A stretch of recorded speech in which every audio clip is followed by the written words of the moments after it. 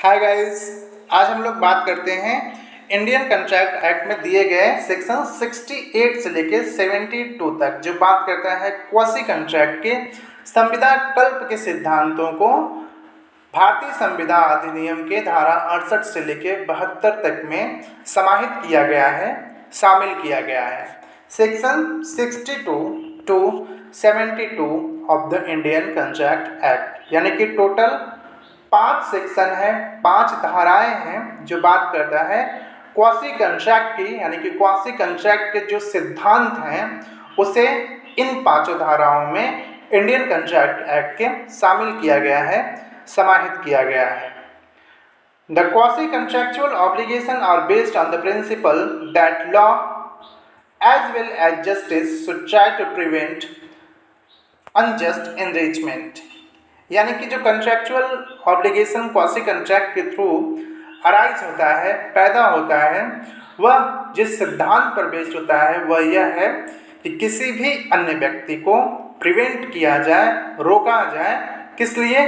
Unjust enrichment के लिए, जो किसी दूसरे के कॉस्ट पर, दूसरे की कीमत पर अपने आप को अनजस्ट एनरिच करता है, उसे रोकने के लिए क्वासी कंट्रैक्ट के सिद्धांतों को लाया गया।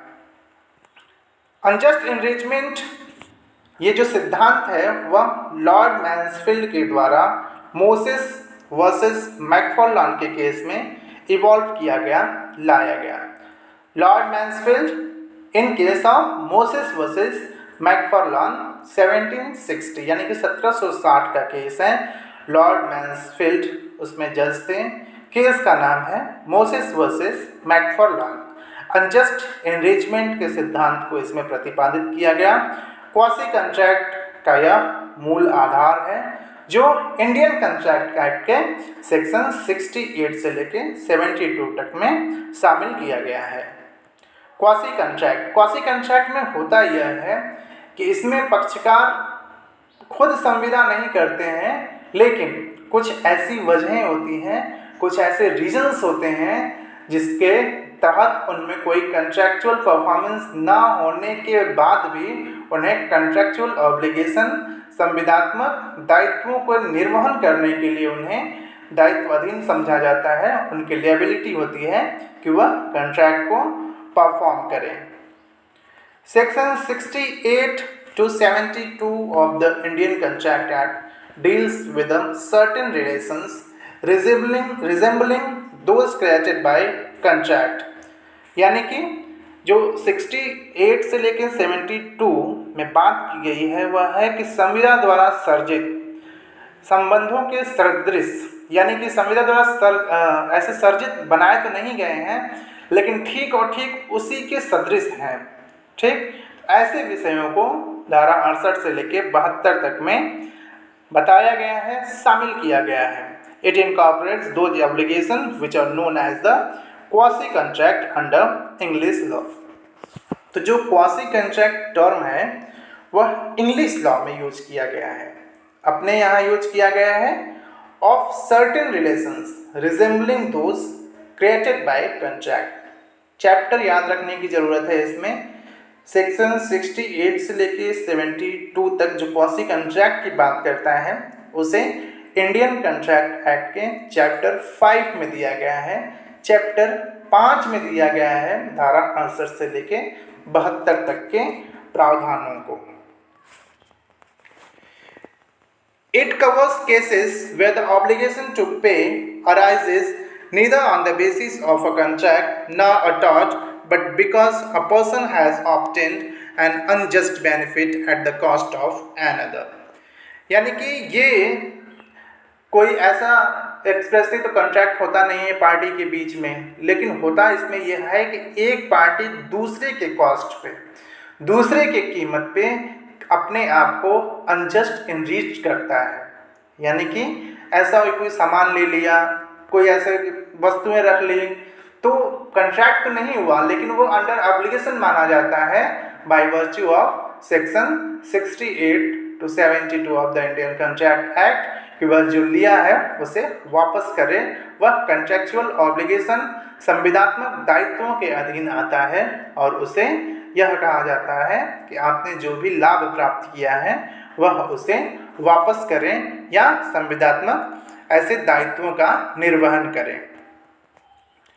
अब हम लोगों को पॉइंट ऑफ व्यू ऐसा रखना है जो प्रिलिमिनरी एग्जाम के लिए हम लोग रखते हैं। उसमें यह होता है कि प्री एग्जाम में जब हम लोग सिविल जज का प्री एग्जाम देने जाते हैं तो कभी कभी ऐसे क्वेश्चंस भी आ जाते हैं हमारे सामने कि ये पर्टिकुलर सेक्शन किस चैप्टर में दिए गए हैं। तो हम लोगों को याद रखना है कि इंडियन कंट्रैक्ट एक्ट का सेक्शन 68 से लेकर 72 तक जो प्रावधान किए गए हैं वह चैप्टर 5 में दिए गए हैं, अध्याय 5 में दिए गए हैं। यानी कि क्वासी कॉन्ट्रैक्ट से संबंधित प्रावधानों को इंडियन कंट्रैक्ट एक्ट के चैप्टर 5 में दिया गया है। धाराएं हैं धारा 68 से लेके 72 तक, सेक्शन 68 से लेके 72 तक। Section 68 to 72 incorporated in chapter 5 of the Indian Contract Act. These sections are based on the principle of unjust enrichment। यानी कि ये जो सेक्शन बेस्ड हैं उसके पीछे जो प्रिंसिपल है वह अनजस्ट एनरिचमेंट का है। अभी मैंने केस बताया, जज साहब का नाम बताया, केस है मोसेस वर्सेस मैकफार्लान, जज साहब थे लॉर्ड मैन्सफील्ड। तो ये हम लोगों को याद रखना है कि क्वासी कॉन्ट्रैक्ट अनजस्ट एनरिचमेंट पे बेस है, धारा संबंधित है 68 से लेके 72, 68 से लेके 72, अध्याय संबंधित है चैप्टर 5 अध्याय 5।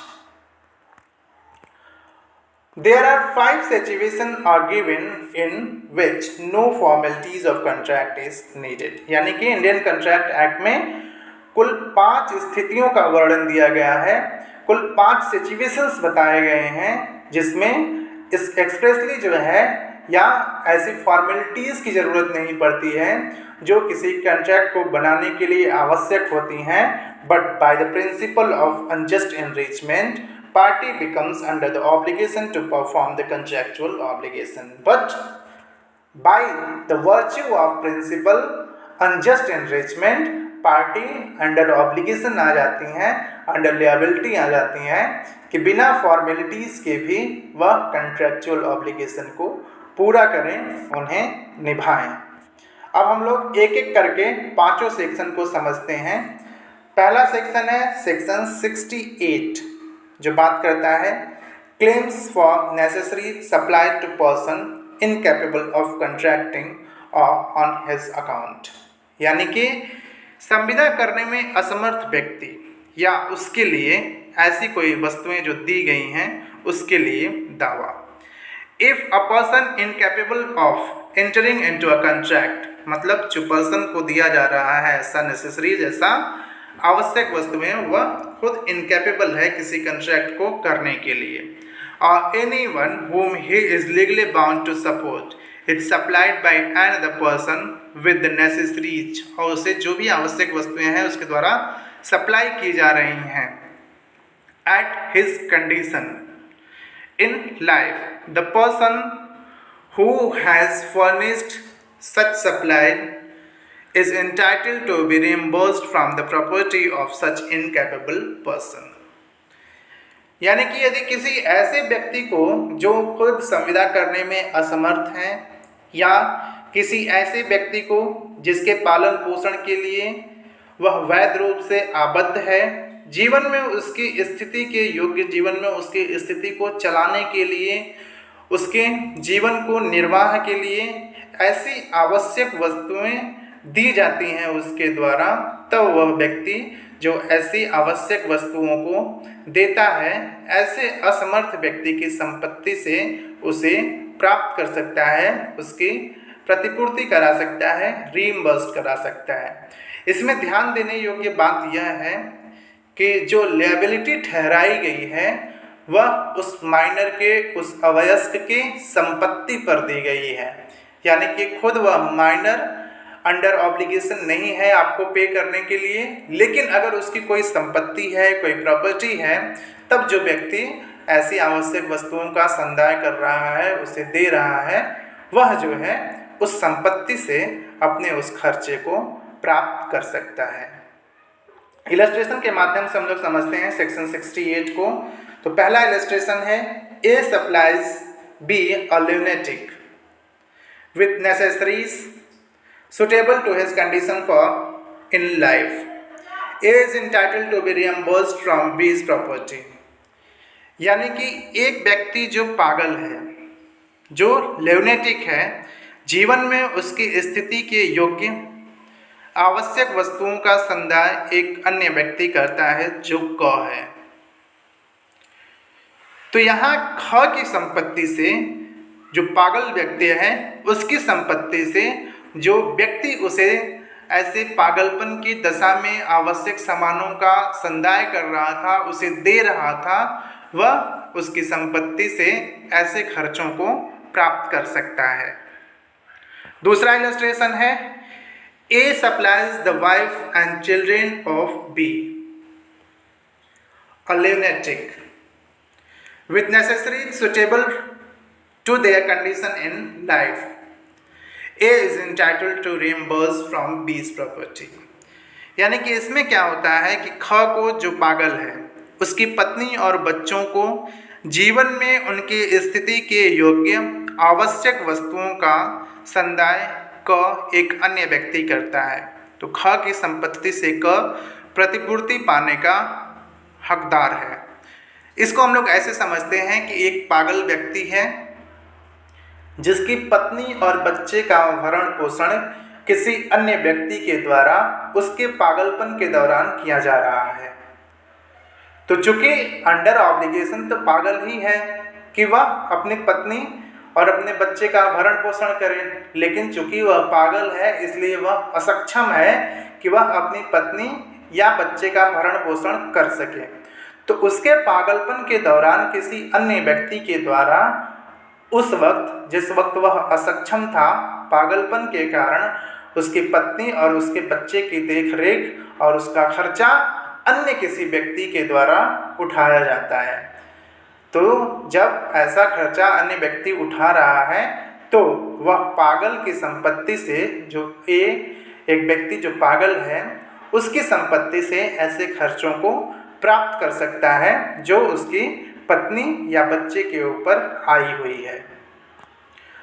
अगला सेक्शन बात करता है section 69, reimbursement of a person paying money due by another in payment of which he is interested. यानी कि सेक्शन 69 जो बात करता है कि उस व्यक्ति की प्रतिपूर्ति जो किसी अन्य द्वारा शोधित ऐसा धन है जिसके संदाय में वह व्यक्ति हितबद्ध है। A person who is interested in the payment of money which an other is bound by law to pay and who therefore pays it is entitled to reimburse by the other. वह व्यक्ति जो उस धन के लिए, जिसके संदाय के लिए कोई अन्य व्यक्ति विधि द्वारा आबद्ध है, उसके संदाय में हितबद्ध है और इसलिए उसका संदाय करता है, तो उस अन्य व्यक्ति से प्रतिपूर्ति पाने का वह हकदार है।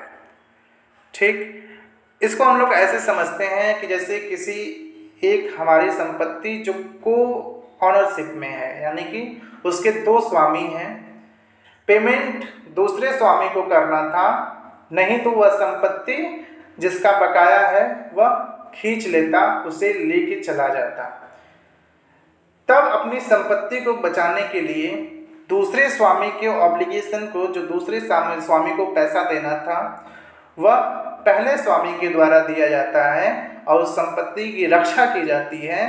तब पहले स्वामी को यह अधिकार होता है कि वह दूसरे स्वामी से ऐसे खर्चे वसूल ले। इलस्ट्रेशन के माध्यम से हम लोग समझते हैं सेक्शन 69 को। B holds land in Bengal on lease granted by A the zamindar. The revenue payable by A to the government in arrears, यानी कि जो रेवेन्यू पे किया जाना था वह एरियर्स वो बकाया था। His land is advertised for sale by the government. और जब उसके रेवेन्यू को, उसके कर को, उसके राजस्व कर को उस जमींदार के द्वारा नहीं दिया जाता है तो गवर्नमेंट एडवर्टाइजमेंट दे देती है, विज्ञापन दे देती है उस ज़मीन को बेचने के लिए। Under the revenue law the consequence of such sale will be the annulment of the lease. But to prevent the sale and consequent annulment of his own lease, pays to the government the sum due from A. A is bound to make good to be the amount so paid. जमींदार एक व्यक्ति है, उसके द्वारा अनुदत्त पट्टे पर ख बंगाल में एक भूमि धारण करता है। क द्वारा सरकार को दिए राजस्व के बकाया में होने के कारण उसकी भूमि सरकार द्वारा विक्रय के लिए विज्ञापित की जाती है, क्योंकि जो टैक्स दिया जाना था वह टैक्स वह दे नहीं रहा था, इसलिए गवर्नमेंट ने विज्ञापित कर दिया उस भूमि को बेचने के लिए। ऐसे विक्रय का राजस्व विधि के अधीन परिणाम यह था कि ख के पट्टे का बातिल हो जाता, वह शून्य हो जाता, वह खत्म हो जाता।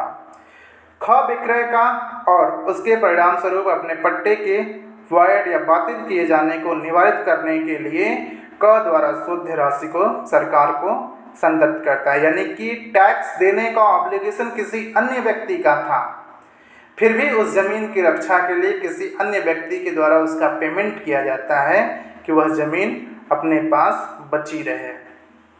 तो क इस प्रकार संदत्त रकम की ख को प्रतिपूर्ति करने के लिए आपबद्ध। तो जो व्यक्ति दूसरे के बिहाफ पे टैक्स को जमा किया है, वह व्यक्ति उससे, जिसके बिहाफ पर वह पैसा जमा किया है, उससे वह रकम प्राप्त कर सकता है। यह 69 बात करता है। अगला सेक्शन हम लोग देखते हैं जो है सेक्शन 70, जो बात करता है obligation of person enjoying benefit of non gratuitous act. Non gratuitous act के आधार पर यदि कोई ऐसा बेनिफिट एंजॉय किया जा रहा है किसी अन्य व्यक्ति के द्वारा, तब वह भी अंडर ऑब्लिगेशन होता है कि जो बेनिफिट उसके द्वारा एंजॉय किया गया है वह उसे वापस करे। अनुग्रहिक कार्य का फायदा उठाने वाले व्यक्ति की बाध्यता। तो आइए देखें section 70। Where a person lawfully does anything for another person or delivers anything to him, not intending to do so gratuitously, and such other person enjoys the benefit thereof. The latter is bound to make compensation. The latter is bound to make compensation to the former in respect of or to restore the thing so done or delivered. यानी कि जहाँ की कोई व्यक्ति किसी अन्य व्यक्ति के लिए कोई बात या उसे किसी चीज़ का परिदान ऐसे अनुग्रहिकता करता है, करने के आशय से ऐसा न रखता है, यानी कि यह नहीं वह चाहता है कि यह कोई हम अनग्रेचुअस या अनुग्रहिक कार्य करें, ऐसा कोई आशय उस व्यक्ति का नहीं था और अन्य व्यक्ति उसका फ़ायदा उठाता है।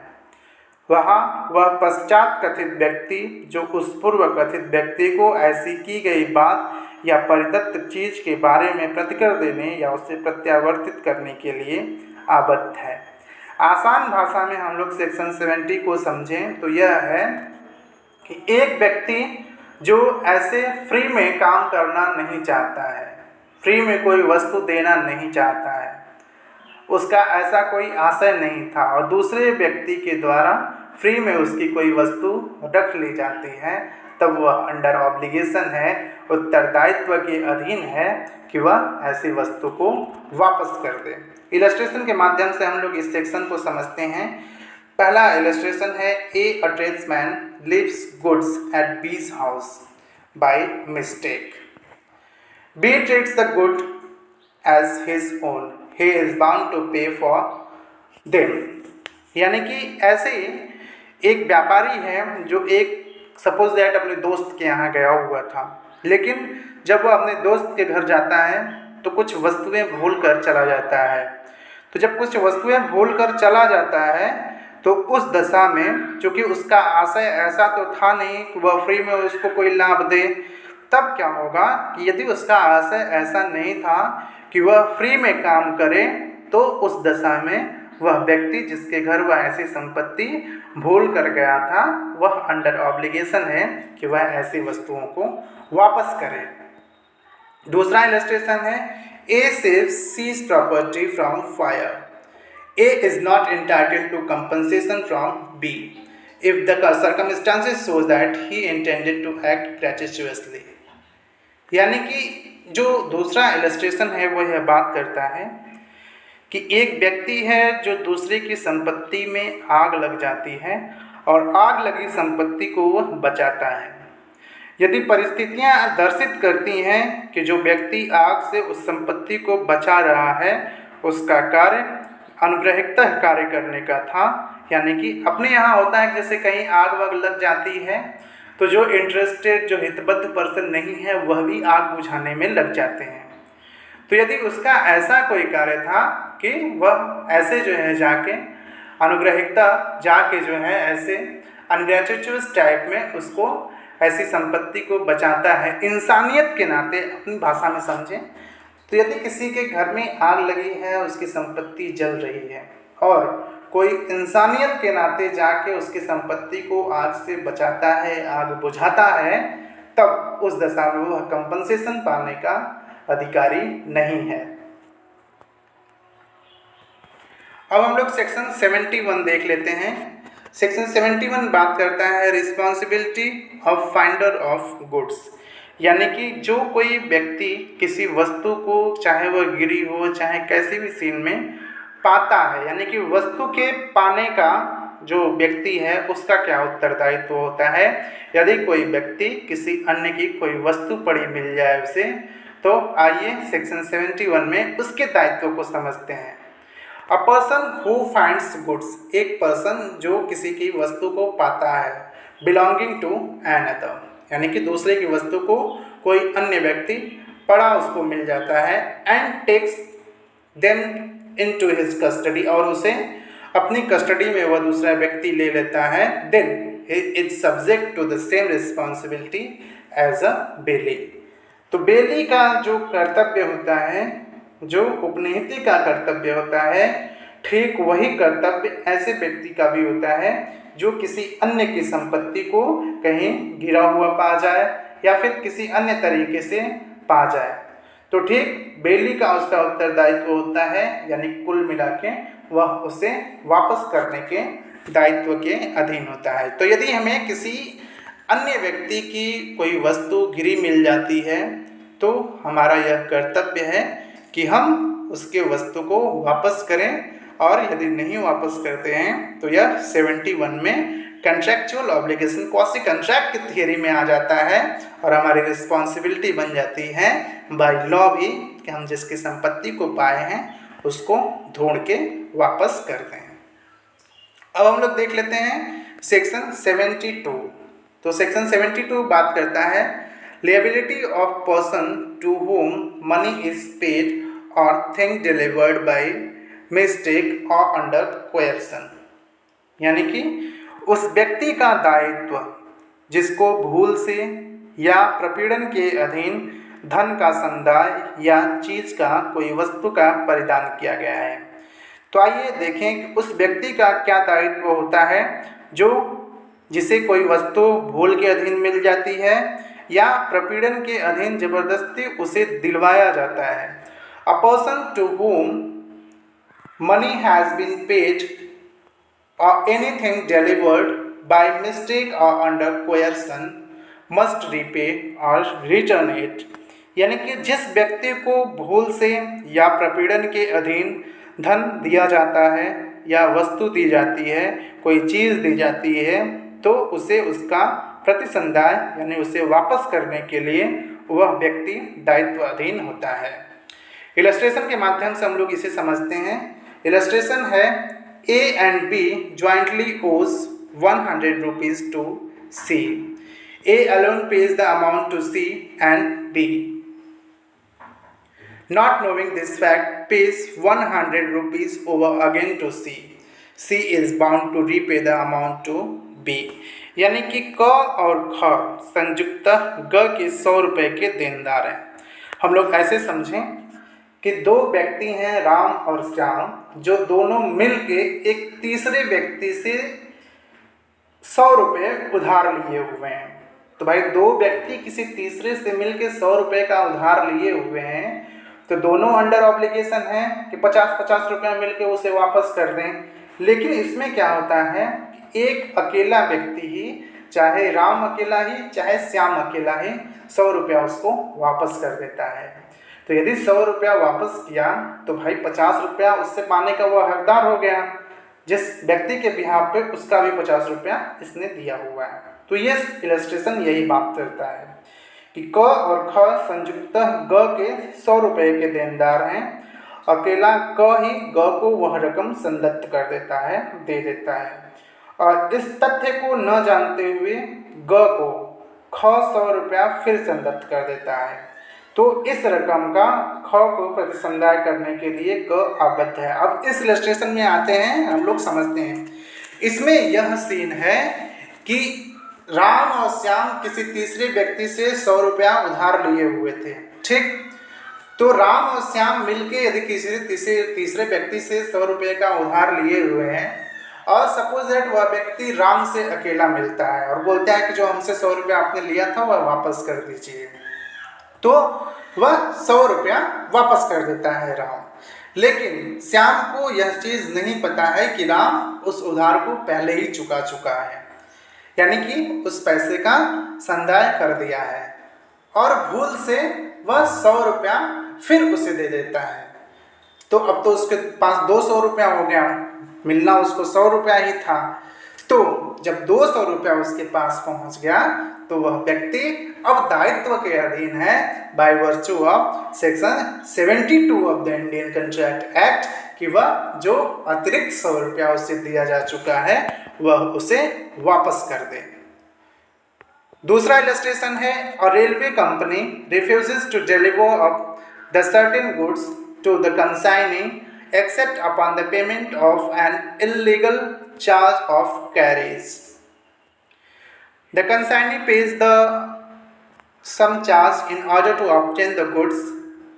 He is entitled to recover so much of the charge as was illegally excessive.